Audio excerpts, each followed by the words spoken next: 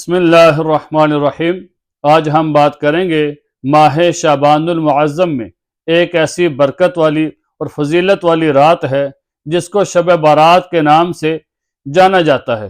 اس رات کے بارے میں حضرت عطا بن یسار رحمۃ اللہ علیہ جلیل القدر تابعی ہیں، فرماتے ہیں کہ لیلۃ القدر کے بعد اگر سب سے زیادہ فضیلت والی کوئی رات ہے تو شب بارات ہے، 15 شعبان کی رات ہے۔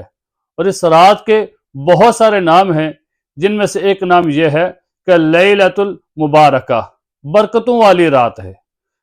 دوسرا نام اس کا یہ ہے کہ لیلۃ الرحمہ، رحمت والی رات ہے۔ اس رات کے اندر اللہ تعالیٰ کی رحمت خاصہ، اللہ تعالیٰ کی خاص رحمت نازل ہوتی ہے بندوں پر۔ پھر اس کا نام ہے لیلۃ البرات، دوزخ سے بری ہونے کی رات ہے، دوزخ سے نجات پانے کی رات ہے، اور عرف عام میں اس کو شب بارات کہتے ہیں۔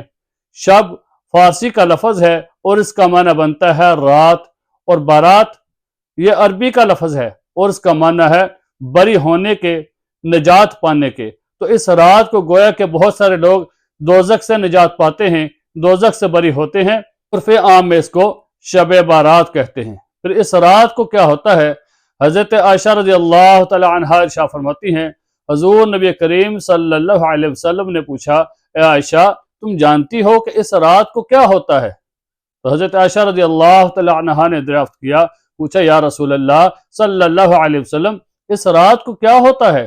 تو حضور نبی کریم صلی اللہ علیہ وسلم نے ارشاد فرمایا، اے عائشہ اس رات کو جتنے بھی آئندہ سال بچے پیدا ہوں گے ان سب کے نام لکھ دیے جاتے ہیں، اور جتنے بھی لوگ آئندہ سال فوت ہوں گے، جو مرنے والے لوگ ہوں گے، ان کے نام بھی لکھ دیے جاتے ہیں، اور لوگوں کو جتنا رزق ملے گا اس رات کو ان لوگوں کا رزق بھی، سارے لوگوں کا رزق بھی لکھ دیا جاتا ہے۔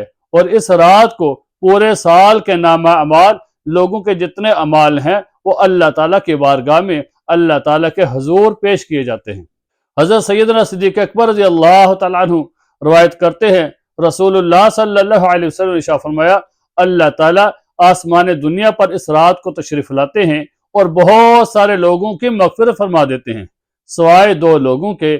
ان میں سے ایک بندہ یہ ہے جو مشرک ہو، اللہ تعالیٰ کے ساتھ شرک کرنے والا ہو، اللہ تعالیٰ کے ساتھ کسی کو شریک ٹھہراتا ہو، شرک کرنے والا ہو، اس رات کو اس بندے کی بخشش نہیں ہوتی۔ اور دوسرا بندہ وہ ہے کہ جو کینہ ور ہو، جس کے دل کے اندر کسی دوسرے بندے کے لیے بغض ہو، ایسے بندے کی بخشش نہیں ہوتی۔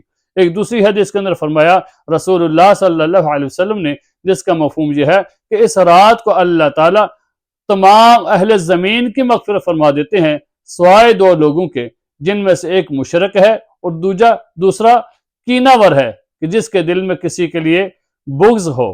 تو اللہ تعالیٰ سے دعا کرنی چاہیے کہ اللہ تعالیٰ ہمیں شرک سے بھی پاک رکھے، اور یہ کسی کا اپنے سینے کے اندر بغض رکھنا، اس سے بھی اللہ تعالیٰ ہمیں محفوظ فرمائے۔ آج کل یہ بیماری عام ہے کہ ہر دوسرا بندہ کسی نہ کسی بغض کے اندر، کسی نہ کسی بات کے اندر ملوث ہوتا ہے، تو ہمیں اس چیز سے بچنا چاہیے۔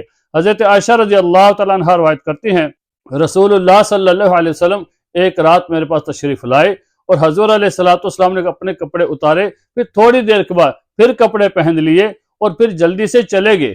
حضرت عائشہ رضی اللہ تعالیٰ عنہا فرماتی ہیں، میرے دل میں خیال آیا کہ ہو سکتا ہے کہ اب حضور نبی کریم صلی اللہ علیہ وسلم اپنی ازواج مطہرات میں سے کسی دوسری کے پاس چلے گئے ہیں، تو میں بھی ان کے پیچھے چلی گئی۔ جب میں نے جا کر دیکھا تو حضور نبی کریم صلی اللہ علیہ وسلم جنت البقیع میں مسلمان مردوں اور مسلمان عورتوں کے لیے مغفرت کی دعا کر رہے ہیں، استغفار کر رہے ہیں۔ تو جب میں نے دیکھا تو میں نے اپنے دل میں خیال کیا اور کہا، یا رسول اللہ صلی اللہ علیہ وسلم آپ پر میرے ماں باپ قربان، آپ تو لوگوں کے لیے استغفار کر رہے ہیں، اللہ کے کام میں مصروف ہیں، اور میں دنیا کے کام میں مصروف ہوں۔ اور میں اتنا خیال کیا، اور پھر میں واپس اپنے گھر حجرہ مبارک میں تشریف لے آئی۔ جب میں واپس آئی تو میری سانس پھول گئی۔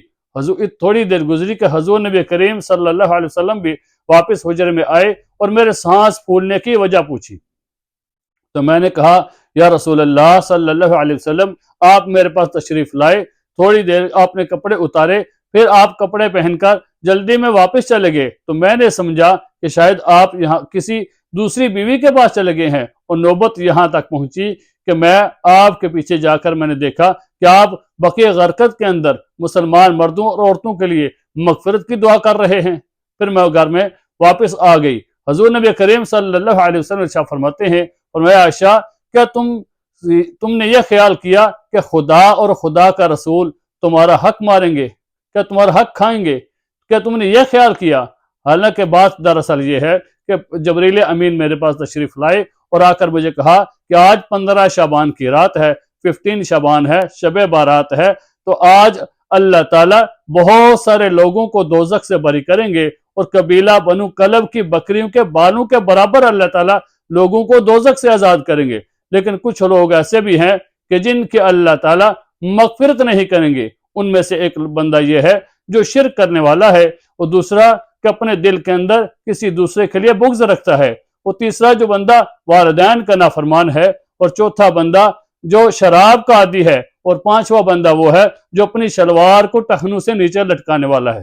تو ہمیں اللہ تعالیٰ سے اس رات کے اندر مغفرت مانگنی چاہیے، اللہ تعالیٰ سے استغفار کرنا چاہیے، اور اپنے گناہوں سے توبہ کرنی چاہیے، کیونکہ یہ رات نامہ اعمال لکھنے کا ہوتا ہے۔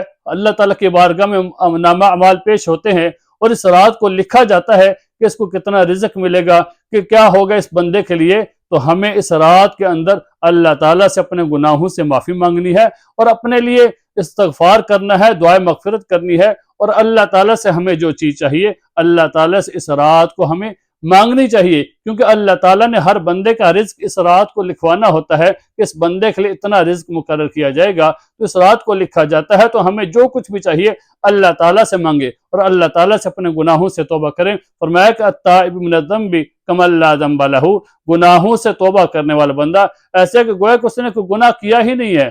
اور جو بندہ استغفار کرتا رہتا ہے، جب تک بندہ استغفار کرتا رہتا ہے وہ اللہ تعالیٰ کے عذاب سے محفوظ رہتا ہے۔ ایک حدیث کے اندر فرمایا کہ حضرت ابو بکر صدیق رضی اللہ تعالیٰ عنہ روایت کرتے ہیں، رسول اللہ صلی اللہ علیہ وسلم نے ارشاد فرمایا کہ جب تک بندہ استغفار کرتا رہتا ہے وہ ان لوگوں میں اس کا شمار نہیں ہوتا جو گناہوں پر اصرار کرتے رہتے ہیں، اگرچہ یہ بندہ دن میں 70 بار گناہ کرے۔ دیکھیں کتنی فضیلت ہے اس بندے کے لیے کہ جو بندہ استغفار کرتا رہتا ہے اس کا شمار ان لوگوں میں نہیں ہوتا جو گناہوں کے اندر اصرار کرتے رہتے ہیں، گناہوں کے اندر مصروف رہتے ہیں، اگرچہ دن میں 70 بار بھی گناہ کرے۔ لیکن ہمیں گناہوں سے بچنا چاہیے، اور اگر کوئی گناہ ہو جائے تو اللہ تعالیٰ سے گناہوں کی معافی مانگنی چاہیے۔ اور یہ رات عبادت کی رات ہے، جتنی بھی ہو سکے اس رات کو اللہ تعالیٰ کی عبادت کریں۔ اگر ساری رات عبادت نہیں کر سکتے تو رات کا کچھ حصہ اللہ تعالیٰ کی عبادت کریں، قرآن پاک پڑھیں، نبی کریم صلی اللہ علیہ وسلم کی ذات پر درود پاک پڑھیں، نوافل ادا کریں۔ اگر کچھ حصہ بھی نہیں کر سکتے تو کم از کم عشاء کی نماز جماعت کے ساتھ پڑھیں، پھر اٹھ کر فجر کی نماز جماعت کے ساتھ پڑھیں۔ اللہ تعالیٰ آپ کو پوری رات عبادت کا ثواب عطا کریں گے۔ حضور نبی کریم صلی اللہ علیہ وسلم نے فرمایا جو بندہ عشاء کی نماز جماعت کے ساتھ پڑھ کے سو جاتا ہے، پھر اٹھ کر فجر کی نماز جماعت کے ساتھ پڑھتا ہے، تو اللہ تعالیٰ اس کو پوری رات عبادت کا ثواب عطا کرتے ہیں۔ تو یہ فضیلت والی اور برکت والی رات ہے۔ اللہ تعالیٰ ہمیں اس رات کو عبادت کرنے کی توفیق عطا فرمائے۔